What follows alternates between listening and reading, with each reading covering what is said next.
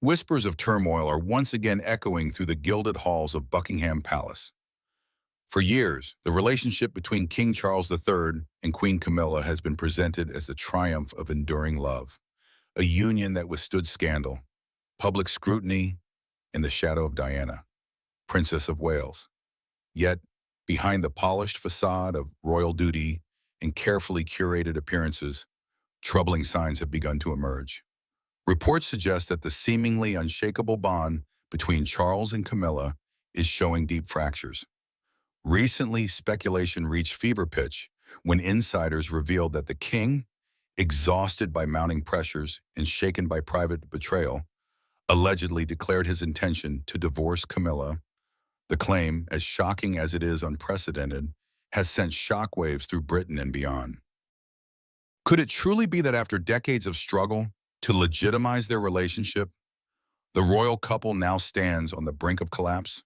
For Camilla, whose path to the throne was marked by controversy and resilience, such rumors cut deep. For Charles, who has always portrayed her as his confidant and one true love, even the suggestion of betrayal strikes at the heart of his reign. The monarchy, already navigating turbulent waters with the health concerns of Princess Catherine and the estrangement of Prince Harry, now faces yet another storm that could reshape its very foundation. Is this the unraveling of the royal marriage that once defied all odds? Or is it merely another chapter in the never-ending saga of intrigue surrounding the House of Windsor? Join us as we uncover the truth, peel back the layers of secrecy, and examine what really lies behind King Charles's alleged declaration of divorce from Queen Camilla. The news about the fallout between Camilla and Charles did not come from a media outlet, as many expected. Instead, it emerged quietly from within the palace walls. According to close sources within Buckingham Palace, the tension between the king and queen has reached a level no one thought possible. But before examining the main issue at hand, it's important to look back at how it all started, which takes us straight to the complicated triangle between Charles, Diana, and Camilla. Stay with us until the end of this video, because what we're about to uncover will give you the full story. In July 1981, the world watched the wedding of Prince Charles, heir to the throne, and Lady Diana Spencer. It was broadcast to millions across the globe and described as a fairy tale come to life. Diana, just 20 years old, looked like the perfect princess, while Charles, at 32, was finally settling into the role expected of him. But behind the smiles and glamour, problems already existed. Even before his marriage, Charles had been deeply attached to Camilla Parker Bowles. Their friendship dated back to the early 1970s. Though Camilla married Andrew Parker Bowles in 1973, her bond with Charles never truly ended. It reached a point where Princess Diana openly admitted that her marriage was never truly between just two people. From the start, she felt the weight of another presence, knowing deep down that her husband's heart was never entirely hers. By the mid-1980s, the cracks in Charles and Diana's marriage were clear. Diana felt isolated, trapped by palace life, and often overshadowed by her husband's closeness to Camilla. Charles, meanwhile, grew more distant, unhappy with the public role he had to play. Behind closed doors, arguments and unhappiness became normal. In public, the couple maintained appearances, attending royal duties side by side. But friends and insiders knew the truth. The public display of affection was not the fairy tale people believed. Then, a shocker came in 1993 with the release of the infamous Camilla Gate tapes. These were recordings of a private conversation between Charles and Camilla from 1989. The call was filled with intimate remarks never meant for the public.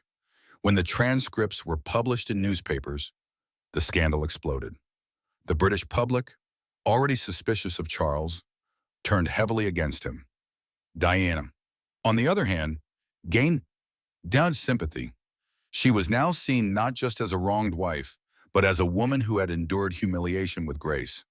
2 years later, Diana added fuel to the fire with her 1990 BBC Panorama interview. Speaking with honesty rarely seen from a royal, she admitted her marriage had collapsed because of Charles's relationship with Camilla. Her words shocked the world and further damaged the monarchy's image. Then came December 1992, when Prime Minister John Major announced to Parliament that Charles and Diana had separated. By 1986, the divorce was finalized. The end of their marriage was painful, public, and filled with bitterness. Even though separated from the royal family, Diana shone in her own right. Princess Diana threw herself into charity work, tackling issues others avoided, like HIV/AIDS awareness and the campaign against landmines. She also devoted herself to raising Prince William and Prince Harry with as much normality as possible despite the constant media glare. But tragedy struck in August 1997. Diana died in a car crash in Paris at just 36. The news sent shockwaves across the world. Crowds filled the streets of London, mourning a woman who had captured hearts everywhere.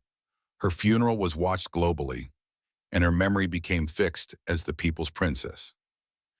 After Diana's death, Charles faced the grave task of rebuilding his image. For many a Cineon, Camilla was the villain of the story, blamed for destroying Diana's marriage and happiness. Public anger toward her was fierce, and she stayed out of the spotlight for years. But time began to soften views. Charles continued his royal duties, gradually introducing Camilla into his public life. She took on charity work and remained discreet, never trying to outshine Diana's memory. Slowly, opinion began to change. Then, against all odds, it happened. In 2005, Charles and Camilla married in a modest civil ceremony, followed by a blessing at St. George's Chapel in Windsor. To show how much disapproval Charles faced for his marriage to Camilla, it's notable that Queen Elizabeth II did not attend the civil wedding, though after much pressure from Charles, she showed her support. Camilla chose the title Duchess of Cornwall, avoiding Princess of Wales, which remained closely linked to Diana. The marriage marked a turning point. For the first time, Charles and Camilla could live openly as a couple, though the memory of Diana never truly left public conversation. But that was not all. In September 2022, Queen Elizabeth II passed away at the age of 96. After 70 years on the throne, her reign ended, and Charles finally became King Charles III. At his side stood Camilla, now Queen Consort. It was the moment Charles had prepared for his entire life, but it came with mixed emotions. Many still saw Diana as the rightful queen in spirit. Camilla, though more accepted than before, continued to face criticism in some quarters. Yet, officially, she was now queen, sharing the throne with her husband. Not long after his coronation, another challenge came. In February 2024, Buckingham Palace revealed that Charles had been diagnosed with cancer after a routine medical procedure. Though the type of cancer was not specified, the announcement confirmed he had begun treatment and would step back from some public duties. The news shocked the nation. Charles had waited decades to become king, only to face a serious illness and within 2 years of taking the throne. Questions about succession began to circulate, with many looking to Prince William as the future of the monarchy. During this time, Camilla did something that shocked everyone and made Charles feel betrayed. Want to know what really happened? Keep watching. Camilla's betrayal. It started on the morning of March 27, 2020. King Charles was rushed to the London clinic, the same hospital where he had earlier received treatment, after experiencing serious side effects from his ongoing cancer therapy. The scene was tense. Doctors moved quickly while the security teams sealed off the entrance. News spread fast, and within hours, senior members of the royal family were seen arriving at the hospital. Prince William was there with Catherine, Princess of Wales. Princess Anne, known for her no-nonsense attitude, also rushed in. Prince Edward and his wife Sophie were not far behind. The entire family seemed to gather in one place, anxious about the king's condition. But then, palace insiders noticed something unusual. Queen Camilla was nowhere to be seen. As the king's wife, many expected her to be the first by his side. Yet, as the morning hours passed, her absence became impossible to ignore. William, visibly unsettled, finally picked up his phone. He scrolled through his contacts and dialed Camilla's number. The phone rang several times before she finally answered.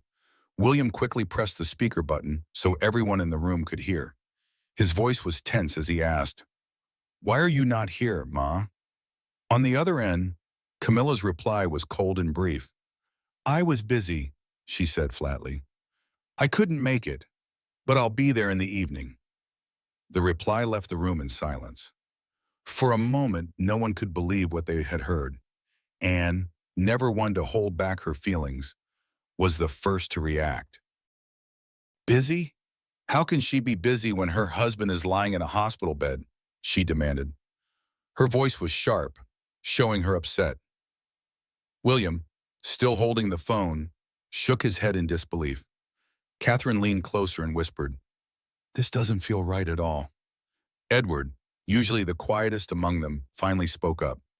"It's not about schedules or duties today. This is family. The king needs her here." The conversation grew tense as the royals exchanged worried glances. To them, Camilla's absence felt more than unusual. It felt disrespectful. Anne pressed further. "There's no reason on earth for her not to be here unless she doesn't care." But before the discussion could continue, the sound of the king's weak but firm voice broke through the tension. From his hospital bed, Charles spoke with surprising clarity. "I trust her," he said. "If she is busy, then it must be something very important. Leave it at that." His words silenced the room.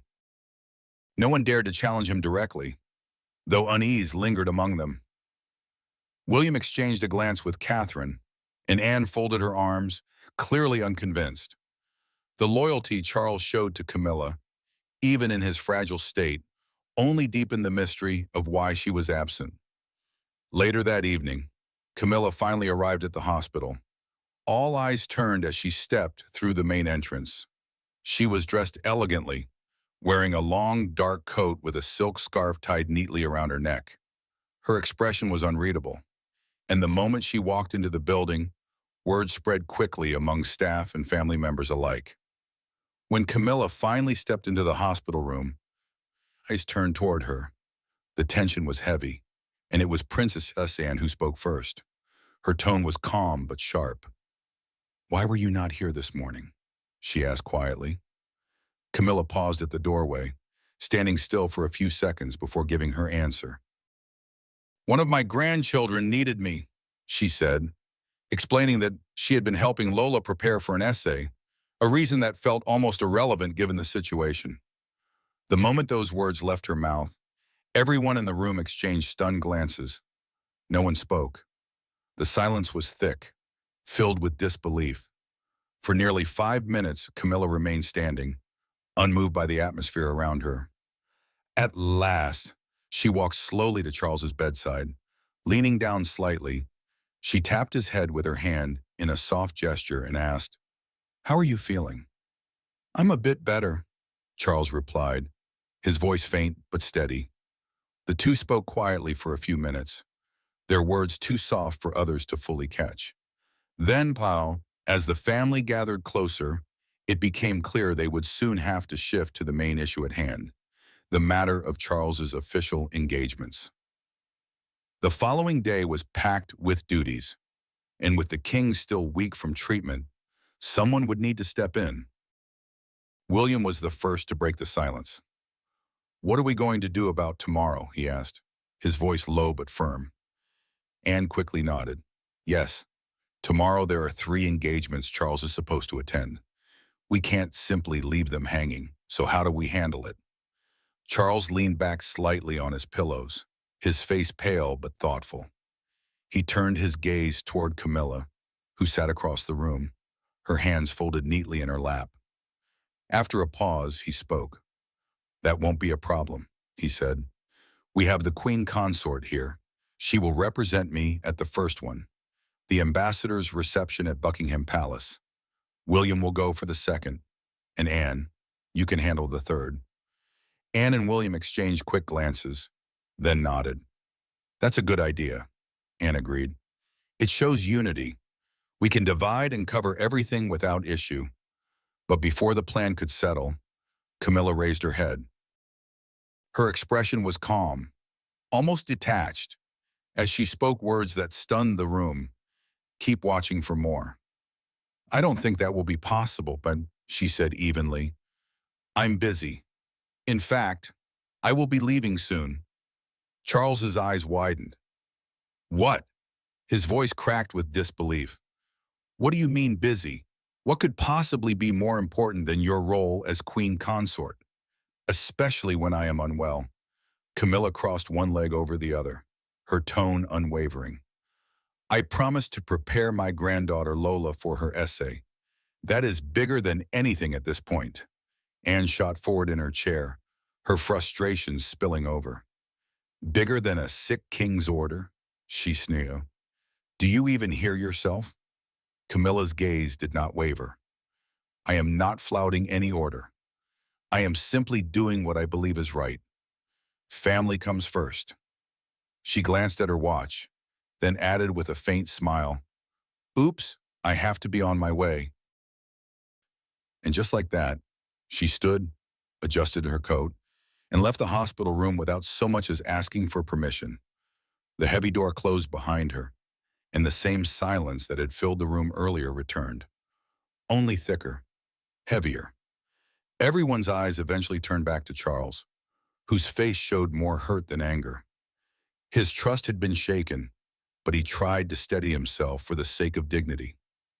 What do we do now? He asked softly.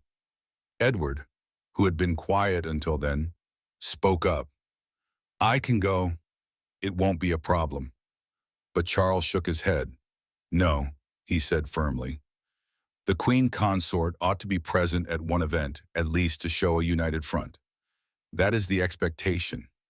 If she will not appear, then we cannot simply replace her as though it doesn't matter. The room fell quiet again, every word sinking in. For Charles, duty was sacred, and Camilla's absence now meant more than just a missed appointment. It was a blow to the very image of the monarchy. With no other choice, Charles gave the final word. We will have to postpone. And so the following morning, the royal household released a statement. It read that the king's engagements had been postponed due to his health and that he would resume duties as soon as possible. The public, unaware of what had really taken place inside that hospital room, reacted with sadness and sympathy. Messages of support poured in from across the world. But behind palace walls, the truth was far more painful.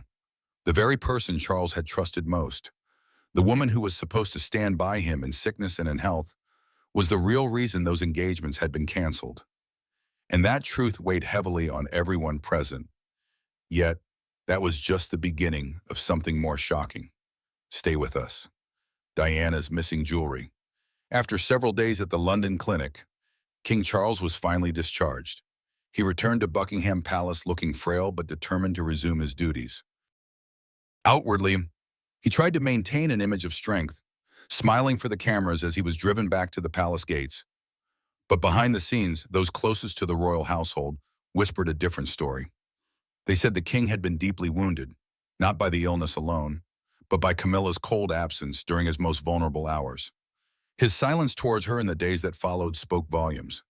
He did not confront her directly, but insiders revealed that he was heartbroken, more shaken than many had ever seen him.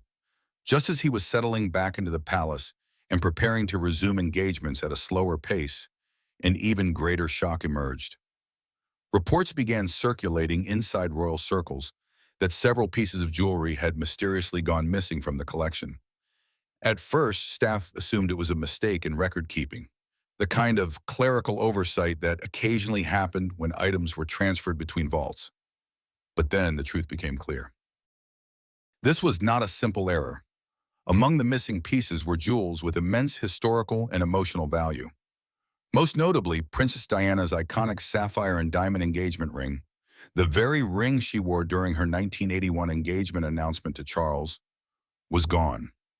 The same ring that had captured the hearts of millions, a symbol of what the world once believed was a fairy tale marriage, had vanished without explanation. Alongside Diana's ring were several heirlooms belonging to Queen Elizabeth II, including a pearl necklace she had worn during state occasions. These were not just ornaments. They were pieces of history carrying the weight of both Diana's legacy and the late Queen's memory. When the news reached King Charles, he was visibly shaken. He had endured illness and betrayal. But this was different. This was not just about family. It was about the crown itself, Boehm. To lose Diana's sapphire ring was to lose a piece of the monarchy's heart. To misplace Elizabeth's pearls was to tarnish the dignity of a reign that had lasted 70 years. For Charles, it was unthinkable. Even though he was still recovering, he immediately summoned the master of the household, the keeper of the privy purse, and senior palace security officials. His voice, though weak, carried unmistakable authority. "I want answers," he demanded. "Every door, every record, every name checked and rechecked. These are not trinkets. These are the legacy of this house." For days, investigations ran through the palace halls. Staff were questioned, vaults were inspected, and logs were reviewed. The tension was suffocating, with whispers among courtiers about who could possibly be responsible. Then came the devastating report. Evidence and rumors pointed in one direction. The very person Charles trusted most, the woman he had defended countless times before, Queen Camilla. When the findings were placed before him, Charles reportedly closed his eyes and sat in silence for several long minutes. Witnesses described his expression as broken, his face drained of all color. It was as though he had aged years in that single moment. To think that Diana's sapphire ring, the same ring that William once gave to Catherine before it was quietly returned for safekeeping, was now tied to Camilla's name was almost unbearable. For Charles, the betrayal was deeper than words. It was not only Diana's legacy at stake, but also his late mother's, and with it, the very authority of the monarchy. That night, insiders say Charles made a decision no monarch before him had dared to take. So, keep watching because this is where it gets better. Charles's reaction to the betrayal. That decision was made in his private study, a large room filled with dark wood, old portraits, and the heavy silence that comes after days of pain. Charles sat behind his desk, his face still pale from treatment, but his eyes sharper than ever. For once, this was not about doctors or duties. It was about something deeper. His family, his marriage, and the very future of the monarchy. He had called for only two people. To Charles, they were not just trusted relatives, but the ones who represented both the present and the future of the crown. His sister, Princess Anne, and his eldest son, Prince William. When they entered the room, he gestured for them to sit. The weight of the moment was clear. There were no reporters here, no courtiers, no aides, just family. "I believe we all saw what happened at the hospital," Charles began, his voice low but firm. "I must confess that Camilla's actions at the hospital tore me apart. But at that time, I had to let it go. I told myself it was for love and also for the sake of keeping the monarchy together." He paused, his hands folded tightly in front of him. Then he looked at them again, his tone darkening. "However, with recent events concerning the missing jewelry, this is something I cannot ignore. And to make matters worse, Camilla's name is the prime suspect at this point." The room went completely still. Anne leaned back slightly, her sharp eyes fixed on her brother, while William straightened up in disbelief. He was the first to speak. "But father," William said quickly, his voice laced with shock. "She can't be involved in that. It has to be a mistake, a mix-up. Camilla wouldn't do such a thing." Charles nodded slowly. "Yes, that may be true. And God knows I want it to be untrue. But I called you both here to tell you this. If the rumors turn out to be true, I will divorce her. And not only that, I will strip her of every title she bears and everything she came into this royal house with. Stealing cannot be accepted. Not in my family, not in this institution." His words landed heavily. The study felt colder. Anne, who was rarely afraid to speak her mind, raised her brow. "Charles, don't you think that's too harsh? Divorce, stripping titles, removing her completely. Is that the only way? Charles turned to her, his face tightening with pain and disappointment. Harsh, he repeated. It cannot be harsh, Anne. Not after all I put at stake just to be with her. You should remember I even threatened the late queen to recognize her, to give her the title she wears today. And now, for such a person to leave me in my most vulnerable moment in life, when I was on a hospital bed fighting for strength, speaks volumes. And this stealing scandal crowns it all. He pressed his palm against the desk as if holding back anger. His voice wavered, not from weakness but from heartbreak. I gave her everything. Acceptance, dignity, a crown that many believed she never deserved. And now she is nowhere to be found when I need her most. And worse, her name is being whispered in connection with my mother's jewels, with Diana's ring, the very symbols of trust and legacy. That is beyond betrayal. That is treason to the spirit of this family. William looked down, his jaw tight. He wanted to defend Camilla, but the weight of his father's pain left him silent. Anne, on the other hand, leaned forward, her voice steady but gentler this time. Brother, if you are certain about this, then it will change everything. Divorce at your stage, and so publicly, will shake the crown itself. Are you prepared for that? Charles closed his eyes briefly, then opened them with resolve. The monarchy survived worse storms.